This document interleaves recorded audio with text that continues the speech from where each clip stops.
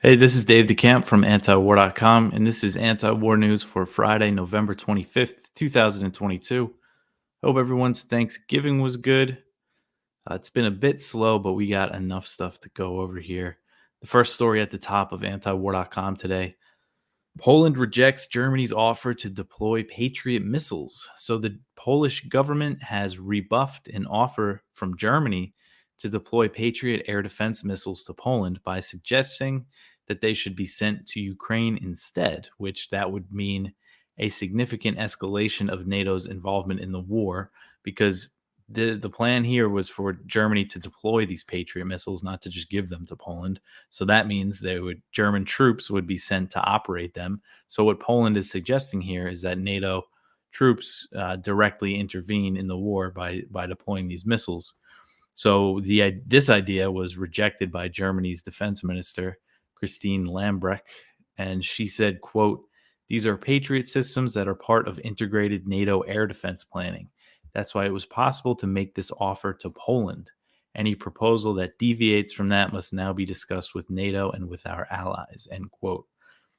So Germany made this offer to deploy these Patriot missiles, these U.S.-made air defenses, after a Ukrainian air defense missile landed in Poland, killing two people. And Poland initially suggested that it would accept Germany's offer. They said they were happy about it. I covered this. I thought it was something that was going to happen. And besides just sending the missiles, it would have also involved German warplanes flying in Poland near the Ukrainian border. That would have been part of the deployment. But, this rejection from Poland, it does highlight, the divisions between Berlin and Warsaw. They've been at odds lately. Poland has been a major supporter of Ukraine and has sent hundreds of their own tanks to Ukraine. That's just one example of the military aid they've given. Soviet era tanks, the tanks that Ukraine has been trained to use before, they sent like 240 or something like that. A lot. That's a lot. And they've been very critical of Olaf Scholz's government. He's the German chancellor, accusing them of being too hesitant to arm Ukraine. Poland's also not been happy with the fact that Macron, the French president, and Scholz have had conversations with Putin since the war started. They're against the idea of talking with Russia. And the Polish government is facing domestic criticism for this suggestion that the Patriots should be sent to Ukraine. A Polish daily newspaper said that the decision was shocking since it would, quote, involve NATO in a direct clash with Russia, something the alliance has been trying to avoid from the beginning, end quote. So, and then there are other examples of the criticism that they've gotten for this suggestion and kind of blowing off Germany like that after they made that offer. All right, the next one here, Hungary says that it's going to approve Sweden and Finland's NATO memberships early next year. So this came from Viktor Orban, the Hungarian prime minister. He said that Hungary supports Sweden and Finland joining NATO and that the parliament will formally ratify their memberships early next year. So far, the legislatures of 28 out of 30 NATO members have signed off on Sweden and Finland joining NATO. And Hungary and Turkey are the only ones that have been holding out. So Hungary's been kind of delaying it for a while. Orban's government submitted the legislation to Hungary's parliament back in July, but it was never brought to a vote. And now they're set to hold their first session of 2023 in February. So I guess that's when Orban is saying it's going to be approved and ratified.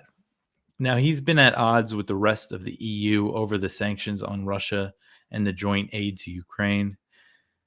The EU has also blocked funding to the Hungarian government after he won re-election. They're not too fond of him, but he is very popular in Hungary.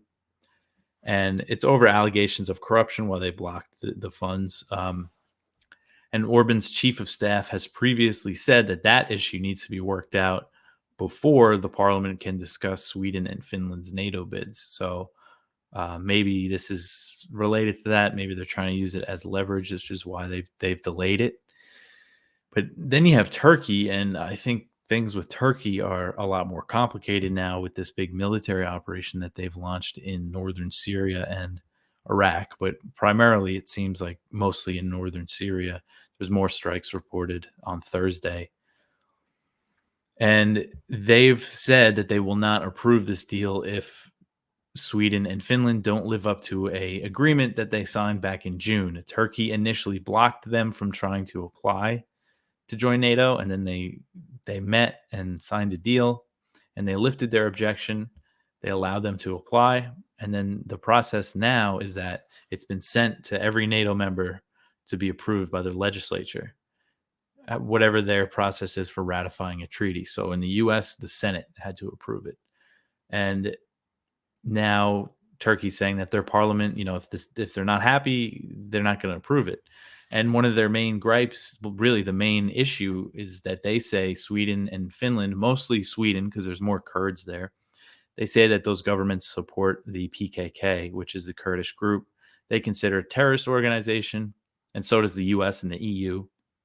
And then their affiliates in northern Syria, the US supports. And so it's just a whole mess. And now that they're fighting, there's all these airstrikes and stuff, and Erdogan's threatening a ground offensive. I think it can really complicate Sweden and Finland joining. All right, so the next one here, President Biden says that negotiations on the Russian oil price cap are in play. So he said this on Thursday, that he was asked about these. There's reports that the EU is negotiating what to set this price cap at. And when he was asked by reporters about this, he said that the negotiations are in play, is how he put it. And this comes as a December 5th deadline to implement the plan is approaching.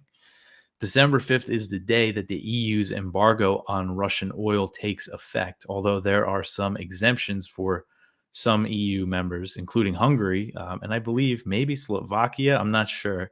But I know it's the landlocked countries that get most of their oil piped in from Russia. So they don't have the infrastructure to get off Russian oil. It's just not possible for them. So I know that's definitely the case for Hungary. And so this oil embargo, it includes a ban on providing insurance for Russian oil shipments. And still, for the most part, I think Russian oil shipments rely on insurance in Europe. So the idea of the price cap is to curb Russia's profits without taking their oil off the market, because that would send prices skyrocketing. And so the idea is sell it at this set price and you could still have your insurance and other services. But the plan, it's just a very flawed plan because Russia is just not going to cooperate. And they're saying that they're not going to cooperate.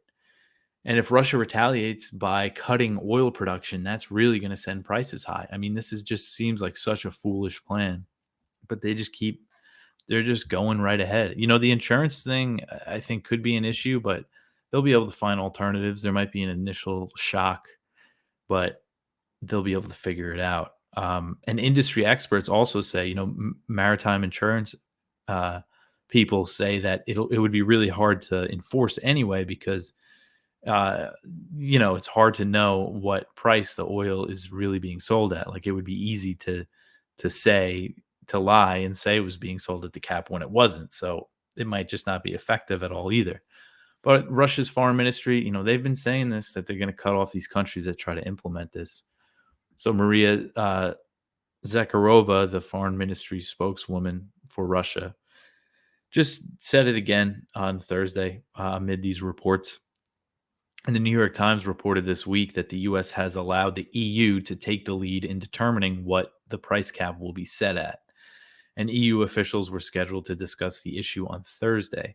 So the report said that the EU has been asked to set the price between $65 and $70 per barrel. And over the past 3 months, Russian crude has traded between $65 and $75 per barrel. So Janet Yellen, the U.S. Treasury Secretary, who's been leading this is her big idea. She did say recently that India would be able to purchase oil from Russia at any price, at whatever price they say is fair. And that kind of signals that they're not really going to try to enforce it on India, potentially China too. and maybe some other Russian customers. So who knows what they're really going to try to do with this? And I mean, they have to know that it's not a good idea, but I don't know. They've done a lot of stupid things recently. All right. So more oil. The next story here. The U.S. might give Chevron a license to pump oil in Venezuela. So the U.S. is expected to grant Chevron a limited license to pump oil in Venezuela in a move that would ease the crippling economic sanctions that the U.S. has imposed on Venezuela that really were imposed during the Trump administration. According to the Wall Street Journal report that I got this from, the easing of sanctions is contingent on the implementation of a $3 billion humanitarian project that is expected to be announced by Venezuelan President Nicolas Maduro and his opposition this weekend. This announcement is expected. They're supposed to resume talks in Mexico, I believe. And the project would be paid for with Venezuelan funds that have been seized by the U.S. So the U.S. would unfreeze Venezuelan money that they have taken to give them to pay for this, which is like, I think, a lot of infrastructure projects and things like that.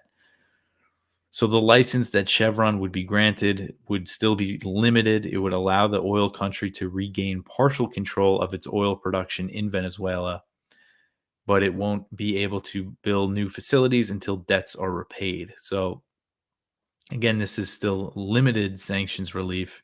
The Trump administration really started putting harsh sanctions on Venezuela in 2017, and they really ramped things up in 2019 when the U.S. recognized Juan Guaido as the president of Venezuela, even though Maduro was the president, and they backed a failed coup attempt against Maduro. They backed Guaido in this failed coup. If you remember that, it was a pretty chaotic situation.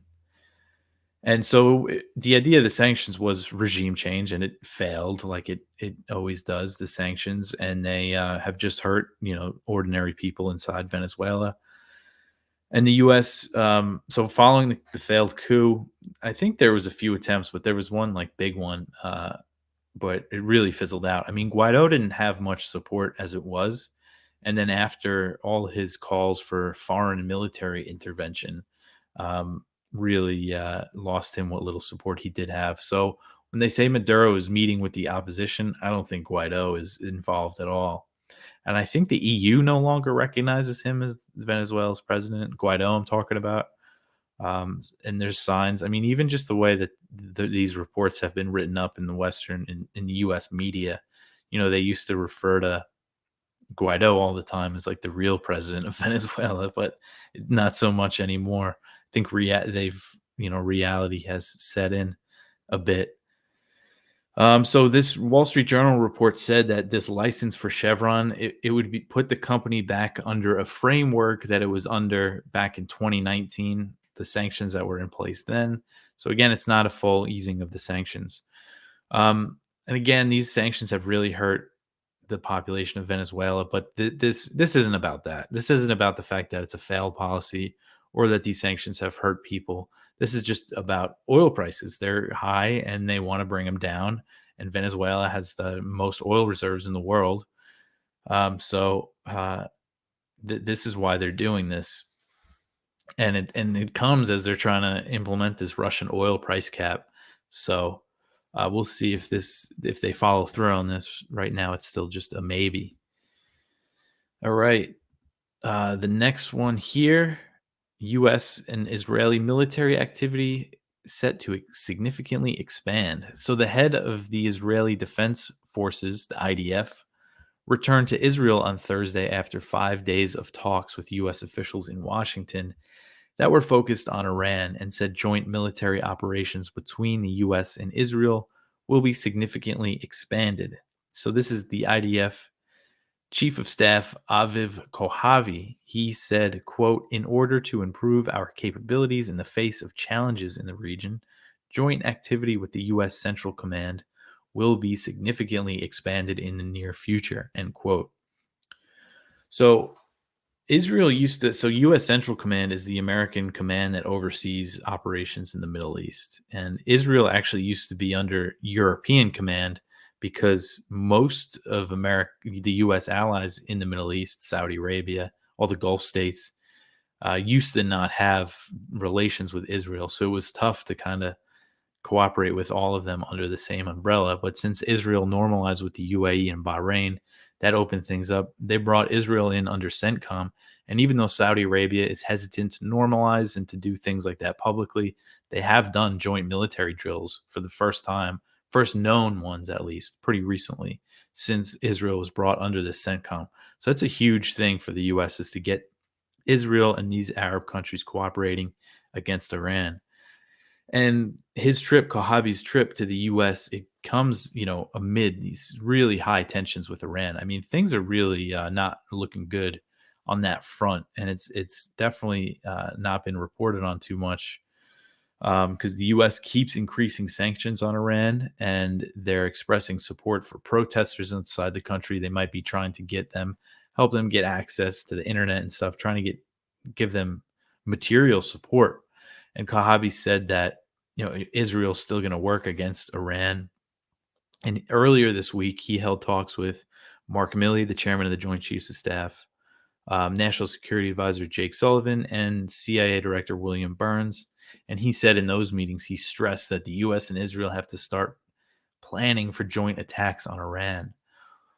And Israel frequently carries out covert attacks inside Iran, but it's unclear if the IDF could pull off airstrikes on its own in Iran without support from the U.S. Striking the Iranian nuclear facilities that have been built deep underground, which were a response to Israeli sabotage, by the way, would require bunker-busting bombs that Israel does not have. And I just had to mention in this article that the U.S. did acknowledge recently in its nuclear posture review that Iran has not decided to build a nuclear weapon. So there's that, but that doesn't stop the U.S. and Israel from hyping up this threat of this phantom nuclear weapons program that doesn't exist. So yeah, just tensions are just really building in the region between the U.S. and Iran and Israel.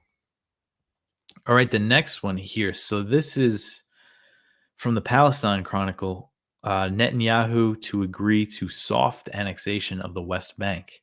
So this is part of, as Netanyahu, who is set to become Israel's prime minister, he's still forming a coalition government, and he has part of the coalition are all these far-right lawmakers, and he has agreed, apparently, I saw this in Haaretz, he's agreed to move the civil administration in the West Bank from the Israeli Ministry of Defense to the Ministry of Finance in order to appease far-right member of the Knesset, Bezalel Smotrich. So basically, it seems like religious Zionism, which is this guy Smotrich's party, will be given the civil administration of the West Bank. Basically, Israel's control of the West Bank, their military occupation of it, and the decisions to build settlements and destroy Palestinian homes. And this guy Smotrich, this is basically giving this authority to the settlers. He lives in a settlement, and I think a lot of these guys do. So this is could be pretty major if this is the case, because that means once this new government comes in, they're just going to be approving settlements and demolitions and just really try to expand, Israel's presence in the West Bank and try to push out the Palestinians more. And I know Smotrich and this religious Zionism party, they don't want a two-state solution. They want to either kick the Palestinians out or have them, fight a war against them, essentially. So this would be a big one. And this article from Palestine Chronicle quotes Barak Ravid, who is an Israeli reporter. I know he writes for Axios and also some other Israeli news outlets. And this is his, what he's saying is that moving the civil administration in the West Bank from the Israeli Ministry of Defense to the Ministry of Finance will be a soft annexation of the West Bank. And he's saying that it will be a violation of the commitment Netanyahu gave to the U.S. and UAE to suspend his annexation plan. So he made that commitment when he signed the normalization deal with the UAE, because before that he kept saying he was going to try to annex the West Bank under this plan that the Trump administration came up with. So he's come back in, and during his time and under the Trump administration, they were expanding settlements just at a really high rate. So I think that's really going to continue again. So things aren't looking good for the Palestinians when it comes to settlement expansion. I mean, I think it's really going to ramp up either way, even if this happens or not, it probably will. But if that happens, they give the settlers the control. All right. So the last news story here, the U.S. military is set to return to Subic Bay, Philippines, to counter China. So this is according to a report from Kyoto News, which is a Japanese outlet. They reported that the U.S. will likely return to Subic Bay, Philippines, 30 years after closing what was once the largest U.S. military base in Asia. So it was actually November 24th, 1992, when the U.S. officially closed Subic Bay, which was a huge naval base. I mean, people that I've known that were in the military, I know a lot of older people that were stationed in Subic Bay. And so the U.S., as I went over recently with Kamala Harris going to the Philippines, they're looking to build new military facilities in the Philippines as part of its effort to confront China in the region. And they're in talks with Manila to set up 5 new locations. The construction will be done under the Enhanced Defense Cooperation Agreement. That's the EDCA, a military pact between the U.S. and the Philippines that was signed in 2014. So since the base was closed, the area has become a bustling port overseen by the Subic Bay Metropolitan Authority. So the head of this authority told Kyoto that he would be surprised if Subic Bay did not become a EDCA site, referring to that treaty. So he's expecting that there will be construction in Subic Bay to create potentially a new U.S. military base. So Subic Bay, the location, it's on the west coast of the Philippine island of Luzon, which is on the South China Sea. And it could be the front line for any future conflict with China in the region. And the South China Sea, it's become a potential flashpoint for a conflict between the U.S. and China, as Beijing, Manila, and several other Southeast Asian countries all have overlapping claims to the water, and the U.S. has rejected China's claims, most of them, and they sell warships in the region, and they back the Philippines in their little standoffs against China. And, if the U.S. puts a new base here, that could expand its footprint pretty significantly in the region. And I think, so there has been, U.S. military has done like drills and stuff, and naval ships have gone into port here, in recent years. But if they actually build a new base, that would be pretty significant, because right now the U.S. Navy's, I think it's the 7th Fleet, which is based in Japan. Those are the ships that go through the Taiwan Strait, that go into the South China Sea, and they want to create a new numbered fleet. And if they were to do it, I think they might try to do it in Subic Bay or in the Philippines, because they seem like the only country in the region that's really, game to let the U.S. do this. And this might be a change. We'll see, though. I mean, how big these facilities are. They could end up just making kind of smaller facilities, not like a big naval base. I guess we'll see how it pans out. But this could be pretty major. But that's it for the news for today. We have a lot of good viewpoints. We have one from Ramsey Baroud, who he actually, I believe he runs Palestine Chronicle. I know that's where he writes, but he's also a regular columnist for us. But he wrote about the decision to investigate Abu Ekla's murder and why it's unprecedented. The Department of Justice is investigating the Israeli killing of Shireen Abu Ekla, Palestinian-American journalist who was gunned down in the West Bank back in May. We have one from Caitlin Johnstone about the whole AP debacle, firing that reporter, and how one of the editors said that she could not imagine that a U.S. intelligence official would be wrong. We've one from Ted Snyder, one of our columnists. about the Biden-Zelensky relationship. He's been doing a really good job lately, Ted, of kind of going back and looking at all the interesting details of this war in Ukraine, of the political side of it, and this just talks about some of the things Biden and Zelensky, uh, how they might have had some issues throughout this war here. And then one from Connor Eccles over at Responsible Statecraft about the Pentagon failing its 5th audit in a row. That's a lot. But that's it. That's it for the week, actually. This is Friday's show, so I will be back after the weekend. Again, I hope everybody's Thanksgiving was good. Mine was good. I'm very tired and full, so I'm going to go to sleep after this. But I'll talk to you after the weekend. Support the show, antiwar.com/donate. Share it everywhere. Tell all your friends about it, and all that good stuff. And I appreciate all the feedback, and send me more feedback. Thanks.